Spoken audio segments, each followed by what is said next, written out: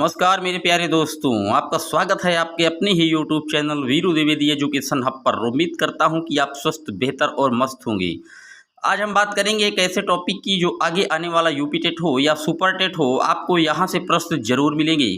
ये बाल मनोविज्ञान और शिक्षण से संबंधित जो है प्रश्नों का एक प्रैक्टिस सेट है, जिसमें हम लगभग 40 से 50 प्रश्नों का क्लीन स्वीप पोस्टमार्टम करेंगे, वो भी बेहतरीन एक्सप्लेन के साथ। जितने भी लोग चैनल पर पहली बार विजिट कर रहे हैं, चैनल को सब्सक्राइब करें, वीडियो को लाइक करें और शेयर करें। आइए शुरू करते हैं। पहला प्रश्न, भारत में स्त्री शिक्षा का एक महान समर्थक कौन माने जाते हैं? तो भारत में जो स्त्री शिक्षा के महान समर्थक थे वे थे कार्वे जी। अब कार्वे महोदय जो कि भारत में स्त्री शिक्षा के समर्थक माने जाते हैं। सी ऑप्शन एकदम करेक्ट है। लेकिन आप यहाँ देख रहे हैं महात्मा गांधी जो ए ऑप्शन में लिखा है, तो इन्होंने 1937 में बेसिक शिक्षा पद्धति वर्धा शिक्षा योजना की शुरुआत की थी और इन्होंने कहा था कि बालक को हस्तपरक गतिविधि के आधार पर शिक्षा दी जाए। ये भी आप नोट रखिएगा। बी ऑप्शन में लिखा है रविंद्रनाथ टैगोर। रविंद्रनाथ टैगोर जी का एक निबंध है सभ्यता और प्रगति, उसी निबंध से हमारा एनसीएफ तैयार किया गया है। ये भी आप नोट कर लीजिएगा। बात करते हैं अपने अगले प्रश्न की। ईर्ष्या की उत्पत्ति बालकों में कितने वर्ष की अवस्था से होती है? तो जो ईर्ष्या है ये बालकों में जो इसकी उत्पत्ति होने लगती है वो 1.5 से 2 वर्ष में शुरू हो जाती है। ए ऑप्शन एकदम करेक्ट है। अब बात आई है ईर्ष्या की, तो समझा दें कि बालकों में ईर्ष्या कैसे होती है। मान लीजिए आपके घर में 2-3 बालक हैं, वो खेल रहे हैं किसी खिलौने पर, और जो है एक बालक कोई आया और वो खिलौना उसका छुड़ा लिया, तो दूसरे बालक उससे ईर्ष्या के द्वारा रोने लगेगा, या तो अगर हल्का बड़ा है तो मारकूट की स्थिति में भी आ जाएगा। तो ये ईर्ष्या का ही एक उदाहरण है, नोट डाउन कर लीजिएगा। चलते हैं अपने अगले प्रश्न की ओर। क्षति पूर्वक विधि का अतिरिक्त शक्ति के रूप में गुणों के विकास में प्रयोग करना, जिससे कि वह वास्तविक या काल्पनिक असफलता के कारण तनावों को कम कर सके। ये कथन किसका है? तो जो ये कथन था ये है बर्टंड एवं फुलमर का कथन है। ए ऑप्शन एकदम करेक्ट है। बात करते हैं अपने अगले प्रश्न की। समायोजन वह प्रक्रिया है जिसके द्वारा प्राणी अपनी आवश्यकताओं और इन आवश्यकताओं की पूर्ति को प्रभावित कर रखने वाली परिस्थिति में संतुलन रख लेता है। उपरोक्त कथन किसका है? तो ये कथन है बेरिंग, लैंगवेल्ड एंड बैलेट का। ए ऑप्शन एकदम करेक्ट है। बात आई है समायोजन की, तो बता दें समायोजन उसको कहते हैं कि आप जिस भी वातावरण में रहें उसी के अनुरूप अपने आप को ढाल लेते हैं, तो ये अनुकूलन और समायोजन कहलाता है, एडजस्टमेंट कहलाता है। याद रखिएगा, ए ऑप्शन एकदम करेक्ट है। चलते हैं अपने अगले प्रश्न की ओर। शिक्षा में प्रयोजनवाद की विचारधारा का प्रवर्तक कौन माना जाता है? तो जो प्रयोजनवाद के हैं समर्थक या जनक माने जाते हैं वो माने जाते हैं विलियम जेम्स। सी ऑप्शन एकदम करेक्ट है। ये अमेरिका के महान मनोवैज्ञानिक थे और ये प्रयोजनवाद के जनक माने जाते हैं। सी ऑप्शन एकदम करेक्ट है। बढ़ते हैं अपने अगले प्रश्न की ओर। एक छात्र की दृष्टि से विद्यालय में छात्र संघ संगठन के बारे में आपकी धारणा है? तो जो ये विद्यालय में आप देखते हैं बड़ी बड़ी यूनिवर्सिटीज में जो है छात्र संघ नेता का जो चुनाव होता है या जो ये प्रोसेस होता है नेता नगरी का, तो इसमें जो मेन उद्देश्य होता है वो होता है छात्रों में नेतृत्व की भावना बढ़ती है। इससे वो नेतृत्व की भावना जो है उसमें कूट कूट कर डेवलप्ड हो जाती है। डी ऑप्शन एकदम करेक्ट है। चलते हैं अपने अगले प्रश्न की ओर। शैक्षिक प्रौद्योगिकी क्यों उपयोगी है? बात आई है शैक्षिक प्रौद्योगिकी की, तो बता दें ये इसलिए उपयोगी है, यह शिक्षण और सीखने की गतिविधि के लिए छात्रों को अपनी ओर आकर्षित करती है। डी ऑप्शन एकदम करेक्ट है। बात करते हैं अपने अगले प्रश्न की। भारत में शिक्षित बेरोजगारी का प्रमुख कारण क्या है? तो जो यहाँ की शिक्षित बेरोजगारी है उसका जो प्रमुख कारण है वो है घटिया स्तर की शिक्षा। यहाँ जो शिक्षा की व्यवस्था है वो उस स्तर की नहीं है जिसके द्वारा हम स्किल्ड बेस्ड एजुकेशन दें, तो बालक जो है खुद म खुद जो है अपने कार्य को करने लग जाएगा, अपने व्यवसाय में लग जाएगा और 2-4 लोगों को खुद ही वो व्यवसायित कर देगा। तो डी ऑप्शन एकदम करेक्ट है। चलते हैं अपने अगले प्रश्न की ओर। एक अध्यापक के रूप में आप प्राथमिकता देंगे। आप एक टीचर हैं तो आप कौन से विकल्प को सबसे उचित मानते हैं? विज्ञान विषयों को, वैज्ञानिक दृष्टिकोण एवं विचार को, उच्च विचारों को या आस्था को? तो जब आप एक टीचर हैं, टीचर का सबसे अच्छा जो गुण है वो है वैज्ञानिक दृष्टिकोण एवं विचारों को महत्व देना। बी ऑप्शन एकदम करेक्ट है, क्योंकि हमारे जो जीन पियाजे थे, स्विट्जरलैंड के महान मनोवैज्ञानिक, उन्होंने भी कहा था कि जो बालक है उसको स्वयं खोजने के अवसर मुहैया कराए जाने चाहिए, विचारों के वैज्ञानिक दृष्टिकोणों के अवसर उपलब्ध कराने चाहिए। बी ऑप्शन एकदम करेक्ट है। बात करते हैं अपने अगले प्रश्न की ओर। कोठारी आयोग की रिपोर्ट में किस विषय पर जोर दिया गया था? तो जो कोठारी आयोग था उसमें जो जोर दिया गया था वो दिया गया था शिक्षा के विविधीकरण पर। यानी कि जो कोठारी आयोग आई थी ये 1964 से 66 में आया था और इसके जो अध्यक्ष थे वो प्रोफेसर दौलत सिंह कोठारी थे। और ये जो आया था ये माध्यमिक शिक्षा आयोग के लिए एक व्यवस्थित तरीके की शिक्षा को उपलब्ध कराने के लिए इस आयोग का गठन किया गया था। मैं आपको बता दूं प्रोफेसर दौलत सिंह कोठारी यूजीसी के प्रेसिडेंट भी बन चुके थे। बात करते हैं अपने अगले प्रश्न की। सीखने का सबसे उचित अर्थ या मतलब क्या होता है? तो जब कोई चीज़ आप सीख रहे हैं तो तभी उचित या जब भी प्रभावी माना जाएगा जब उसका क्या हो, व्यवहार में संशोधन हो। यानी कि बी ऑप्शन एकदम करेक्ट है। व्यवहार में जब आप परिवर्तन कर लेंगे, अपने में लागू कर लेंगे उस चीज़ को जो आप सीख रहे हैं, तभी अधिगम माना जाएगा। इसलिए बी ऑप्शन एकदम करेक्ट है। चलते हैं अपने अगले प्रश्न की ओर। बच्चों के विकास में संबंधित निर्माण एवं खोज का सिद्धांत निम्न में से किसने दिया था? तो यहाँ लिखा है खोज, तो आप समझ जाइए कि ये जीन पियाजे महोदय हैं जिन्होंने खोज की प्रवृत्ति को सबसे ज़्यादा बालकों पर लागू करने की वकालत की थी। सी ऑप्शन एकदम करेक्ट है। जीन पियाजे जो कि संज्ञानात्मक विकास के जनक माने जाते हैं और उन्होंने विकास की 4 अवस्थाएं बताई थी। पहली संवेदी पेशी अवस्था, दूसरी पूर्व संक्रियात्मक अवस्था, तीसरी मूर्त संक्रियात्मक अवस्था और चौथी औपचारिक संक्रियात्मक अवस्था। याद रखिएगा। चलते हैं अपने अगले प्रश्न की ओर। प्रोजेक्ट प्रणाली का प्रयोग निम्नलिखित में से किस शिक्षा पद्धति के अंतर्गत किया जाता है? तो जो प्रोजेक्ट प्रणाली है इसका जो प्रयोग है वो किया जाता है प्रगतिशील शिक्षा के अंतर्गत। बी ऑप्शन एकदम सही है। प्रगतिशील शिक्षा के जनक जो है वो जॉन ड्यूवी हैं, अमेरिका के निवासी थे जॉन ड्यूवी। और जॉन ड्यूवी के ही चेले प्रोजेक्ट प्रणाली को लॉन्च किए जिनका नाम था किलपैट्रिक। ये भी आप नोट कर लीजिएगा।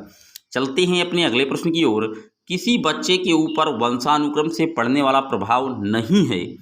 शारीरिक लक्षणों का प्रभाव पड़ता है या वंशानुक्रम से, वृद्धि पर भी प्रभाव पड़ता है, चरित्र पर भी पड़ता है। यहाँ पूछ रहा है नहीं पड़ता, तो इनमें से कोई भी नहीं, यानी कि डी ऑप्शन सही है, क्योंकि तीनों में प्रभाव पड़ता है हेरेडिटी का। नेचर एंड नर्चर की जो प्रक्रिया है, जो इफेक्ट करते हैं, जो वातावरण और आनुवंशिकी है, इसका कहीं ना कहीं हमारे जो मानव जीवन में है वो बहुत बड़ा असर करता है। रोज याद रखिएगा, डी ऑप्शन एकदम करेक्ट है। चलते हैं अपने अगले प्रश्न की ओर। वंशानुक्रम व्यक्ति की जन्मजात विशेषताओं का पूर्ण योग है, यह कथन किसका है? तो जो वंशानुक्रम है ये व्यक्ति की जन्मजात विशेषताओं का योग है, ये कथन है बी एन झा का। ए ऑप्शन एकदम करेक्ट है। याद रखिएगा। बात आई है वंशानुक्रम की, तो बता दें वंशानुक्रम या आनुवंशिकता की बात सबसे पहले ग्रेगर जॉन मेंडल ने की थी, जो हॉलैंड ऑस्ट्रिया के निवासी थे। इन्होंने मटर पर सबसे पहले प्रयोग किया था, बाद में इन्होंने चूहों पर भी प्रयोग किया था। याद रखिएगा।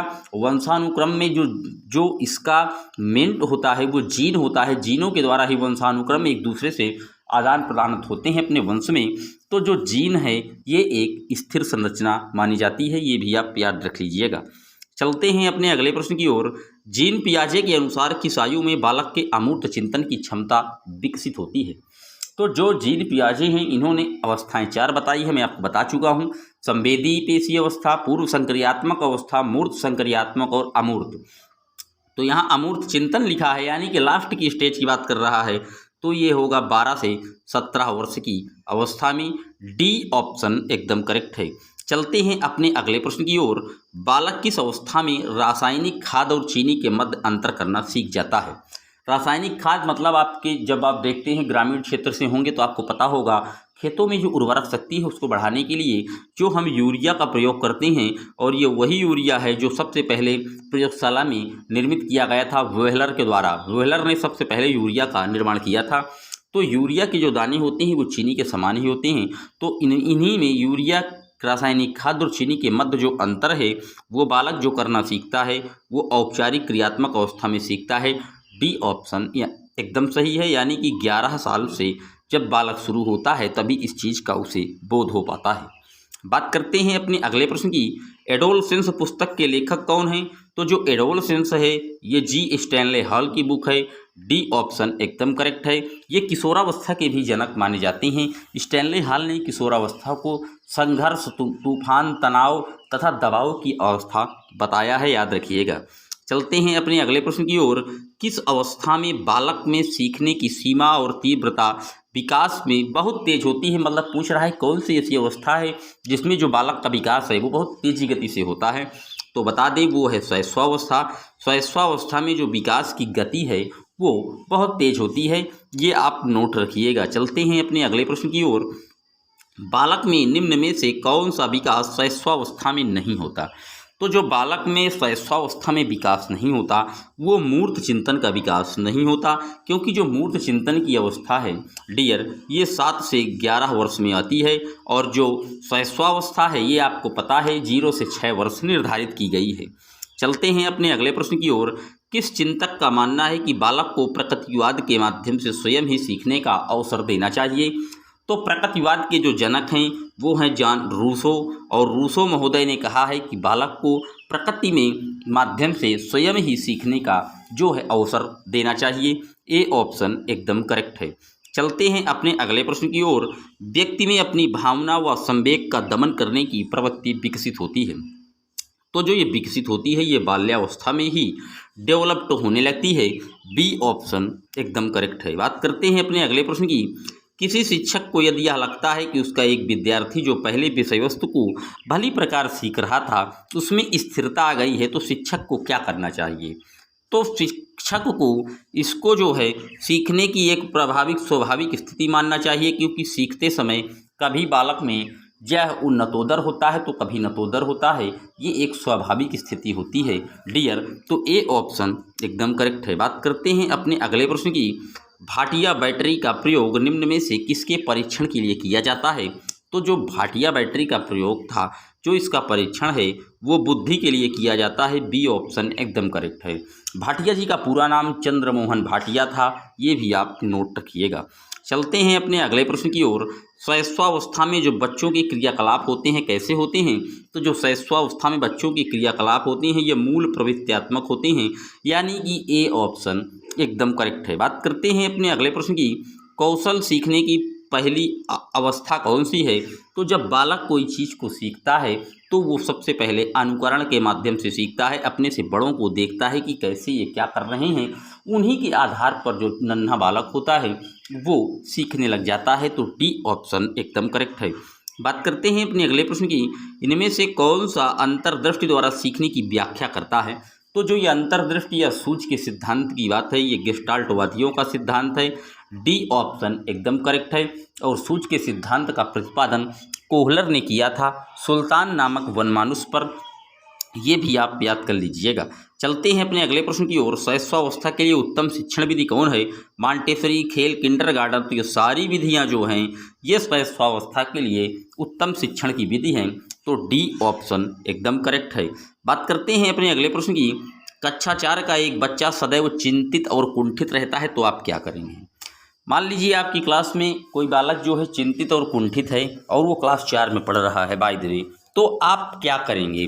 तो हम जो है स्वयं परामर्शदाता की भूमिका का निर्वाह करेंगे, उसके कारण को पूछेंगे, जानेंगे। अगर हम उसे उसके हिसाब से उचित मार्गदर्शन मुहैया कराएंगे तो डी ऑप्शन सी ऑप्शन एकदम करेक्ट है डियर। चलते हैं अपने अगले प्रश्न की ओर। भाषा विकास का सिद्धांत नहीं है।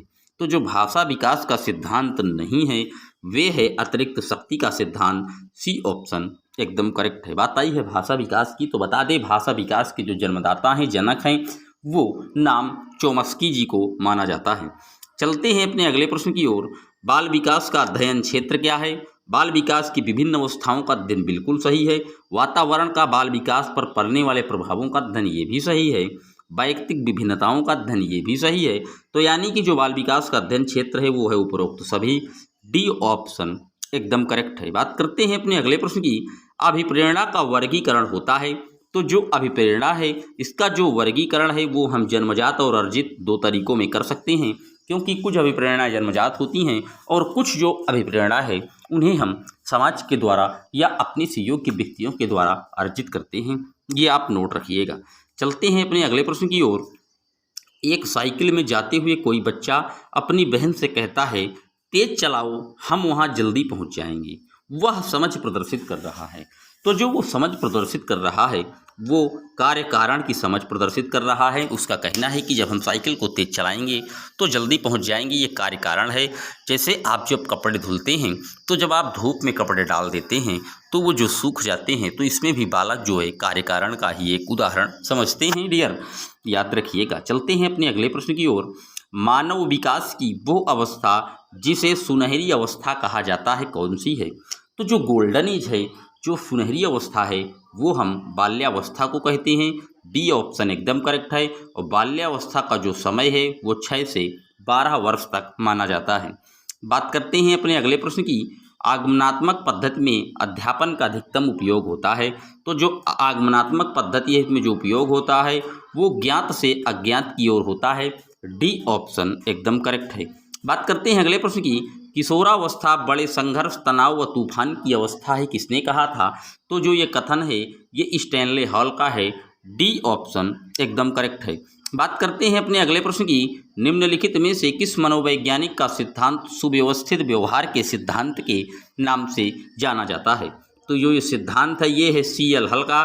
क्लार्क हल की इस सिद्धांत को हम सुव्यवस्थित सिद्धांत के नाम से भी जानते हैं और ये पुनर्वलन सिद्धांत के भी जन्मदाता माने जाते हैं। ये भी आप नोट कर लीजिएगा। बात करते हैं अपने अगले प्रश्न की। वह प्रथम अमेरिकी मनोवैज्ञानिक जिसने पशुओं पर सर्वप्रथम प्रयोग किए थे, तो वे थे थॉर्नडाइक।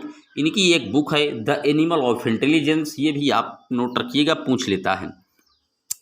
दोस्त, अगर आपको ये प्रश्न अच्छे लग रहे हैं तो चैनल को लाइक करें, शेयर करें वीडियो को ज़्यादा से ज़्यादा, और नए लोग जितने भी चैनल पर पहली बार विजिट कर रहे हैं सब्सक्राइब करें।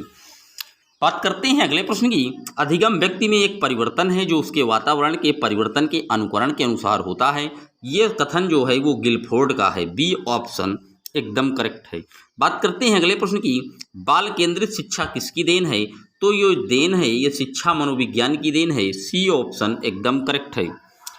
बाल केंद्रित की बात आई है तो बता दें, विश्व में बाल केंद्रित के जनक जॉन डीवी को माना जाता है, लेकिन भारत में बाल केंद्रित के जनक जो है गीजू भाई बधेका को माना जाता है। ये भी आप नोट रखिएगा। ये थे आज के लगभग 50 महत्वपूर्ण प्रश्न जो कि बाल विकास एवं शिक्षण शास्त्र से संबंधित थे। आपको कैसे लगे कमेंट बॉक्स में लिखिएगा। अगर वीडियो मेरे द्वारा उपलब्ध कराए जा रहे आपको अच्छे लग रहे हैं तो चैनल को सब्सक्राइब करें, वीडियो को लाइक करें और ज़्यादा से ज़्यादा ग्रुपों में वीडियो को शेयर करें। मिलते हैं जल्द ही आपसे एक और वीडियो में। तब तक के लिए जय हिंद, जय Bharat. Thanks for watching my video.